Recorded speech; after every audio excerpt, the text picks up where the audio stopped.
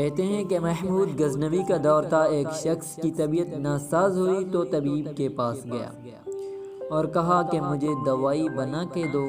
طبیب نے کہا کہ دوائی کے لیے جو چیزیں درکار ہیں سب ہیں سوائے شہد کے، تم اگر شہد کہیں سے لا دو تو میں دوائی تیار کر دیتا ہوں۔ اتفاق سے موسم شہد کا نہیں تھا۔ اس شخص نے حکیم سے ایک ڈبی لی اور چلا گیا۔ لوگوں کے دروازے کھٹکھٹانے لگا مگر ہر جگہ مایوسی ہوئی۔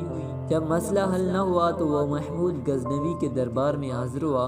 کہتے ہیں کہ وہاں ایاز نے دروازہ کھولا اور دستخط دینے والے کی رواداد سنی۔ اس نے وہ چھوٹی سی ڈبی دی اور کہا کہ مجھے اس میں شہد چاہیے۔ ایاز نے کہا آپ تشریف رکھیں، میں بادشاہ سے پوچھ کے بتاتا ہوں۔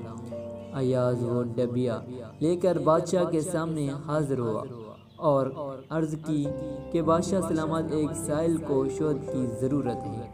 بادشاہ نے وہ ڈبہ لی اور سائڈ میں رکھ دی۔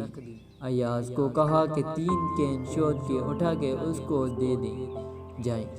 ایاز نے کہا حضور اس کو تو تھوڑی سی چاہیے، آپ 3 کین کیوں دے رہے ہیں؟ بادشاہ نے ایاز سے کہا ایاز وہ مزدور آدمی ہے، اس نے اپنی حیثیت کے مطابق مانگا ہے، ہم بادشاہ ہیں، ہم اپنی حیثیت کے مطابق دیں گے۔